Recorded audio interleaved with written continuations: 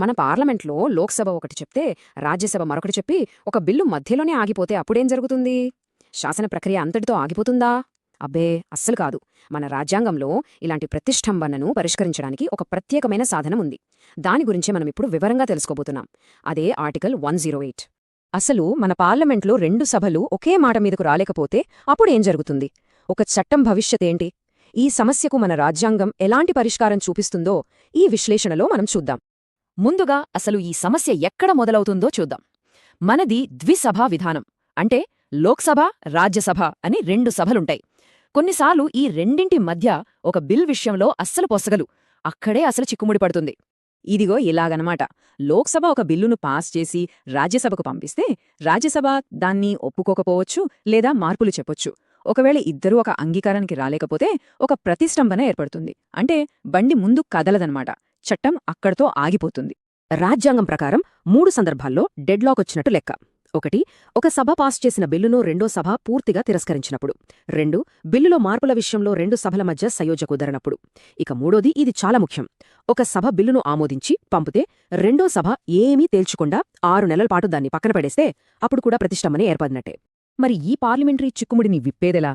ఇక్కడే మన రాజ్యాంగంలో ఒక సూపర్ పవర్ లాంటి ఆర్టికల్ ఎంట్రీ ఇస్తుంది. అదే ఆర్టికల్ 108. ఈ సమస్యకు ఇదొక అద్భుతమైన పరిష్కారం చూపిస్తుంది. ఆ పరిష్కారం పేరే ఉమ్మడి సమావేశం లేదా జాయింట్ సిట్టింగ్. కానీ ఇది మామూలు మీటింగ్ కాదు.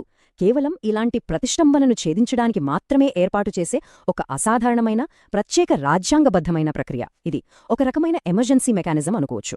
సింపుల్గా చెప్పాలంటే ఇది మన రాజ్యాంగం ఇచ్చిన ఒక రీసెట్ బటన్ లాంటిది. సిస్టమ్ హ్యాంగ్ అయినప్పుడు మనం రీసెట్ నొక్తాం కదా, అచ్చం అలాగే శాసన ప్రక్రియ ఆగిపోయినప్పుడు ఈ బటన్ నొక్కితే మళ్ళీ అంతా ముందుకు సాగుతుంది. భలే ఉంది కదా? సరే, అంతా బావుంది. కాని ఈ జాయింట్ సిట్టింగ్లో లోపల ఏం జరుగుతోంది? దాని రూల్స్ ఏంటి? పదండి చూద్దాం. ఫస్ట్, ఈ మీటింగ్కి పిలుపునిచ్చేది మన రాష్ట్రపతి.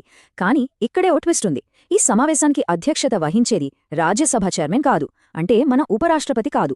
ఆ బాధ్యత లోక్సభ స్పీకర్దే. ఒకవేళ స్పీకర్ లేకపోతే డిప్యూటీ స్పీకర్, వాళ్లు కూడా లేకపోతే అప్పుడు రాజ్యసభ డిప్యూటీ చైర్మన్ చూసుకుంటారు. ఇంతకీ ఈ మీటింగ్లో గెలుపెవరిది అని ఎలా తెలుస్తారంటే చాలా సింపుల్. స్పెషల్ మెజారిటీలు లాంటివేమీ లేవు. ఆ రోజు అక్కడకు వచ్చి ఓటు వేసిన వాళ్లలో 50% కన్నా ఎక్కువ మంది ఏ వైపు ఉంటే ఆ బిల్లు అటువైపే వెళ్తుంది. అంతే. సరే, రూల్స్ అయితే ఇవి. కానీ రియాలిటీలో ఏం జరుగుతుంది? ఈ జాయింట్ సిట్టింగ్ వల్ల ఎవరికి ఎక్కువ పవర్ ఉంటుంది? ముందుగా లోక్సభ బలం చూద్దాం. 543. గుర్తుంచుకోండి ఈ నంబర్ని. ఇప్పుడు రాజ్యసభ బలం 245. చూసారా, నంబర్స్లోనే ఎంత తేడా ఉందో? సో ఇప్పుడర్థమైందా గేమ్ ఎవరి చేతుల్లో ఉంటున్నో?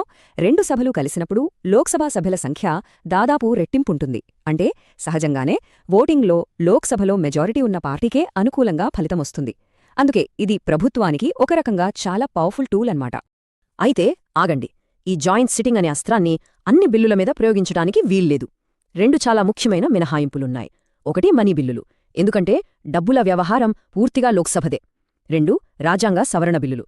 మన రాజ్యాంగాన్ని మార్చాలంటే రెండు సభలు విడివిడిగా ప్రత్యేక మెజారిటీతో ఒప్పుకోవాల్సిందే. అందుకే ఈ రెండింటి విషయంలో రాజీపడే ప్రసక్తే లేదు. ఎంత పవర్ఫుల్ మెకానిజం కదా! మరి మన దేశ చరిత్రలో దీన్నెప్పుడైనా వాడారా? వాడితే ఎప్పుడు? ఎందుకు? ఇక్కడే మనకు ఒక పెద్ద ఆశ్చర్యం ఎదురవుతుంది. మన 70 ఏళ్లకు పైబడిన పార్లమెంటరీ చరిత్రలో కేవలం 3 సార్లు, అవును నమ్మండి, 3 3 సార్లు ఈ జాయింట్ సిట్టింగ్ని పిలిచారు. 1961లో వరకట్న నిషేధ బిల్లు కోసం, 1978లో బ్యాంకింగ్ సర్వీస్ కమిషన్ రద్దు బిల్లు కోసం, ఇక చివరిగా 2002లో చాలా కాంట్రవర్సీ అయిన పోటా చట్టం కోసం. దీన్ని బట్టే అర్థం చేసుకోవచ్చు ఇది అంత అరుదైన విషయము. సరే, ఇంతా చర్చించాం కదా, అసలు మన ప్రజాస్వామ్యంలో ఈ ఆర్టికల్ 108కి అంత ప్రాముఖ్యత ఎందుకు?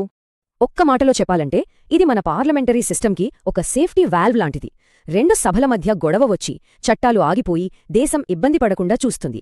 పాలన ముందుకు సాగేలా చేస్తుంది. అంతిమంగా మన ప్రజాస్వామ్యాన్ని బలోపేతం చేస్తుంది. సో గుర్తుంచుకోవాల్సిన విషయం ఒకటే, ఇది మన రాజ్యాంగ నిర్మాతలు మనకిచ్చిన ఒక బ్రహ్మాస్త్రం లాంటిది. ప్రతిష్టంభన అనే సమస్య వచ్చినప్పుడు దాన్ని ఛేదించడానికి వాడే ఒక అద్భుతమైన సాధనం. కానీ దీన్ని చాలా అరుదుగా వాడారు. మరి భవిష్యత్తులో ఈ అరుదైన అస్త్రాన్ని మళ్లీ ప్రయోగించాల్సిన అవసరం వస్తుందంటారా? అది కాలమే నిర్ణయించాలి.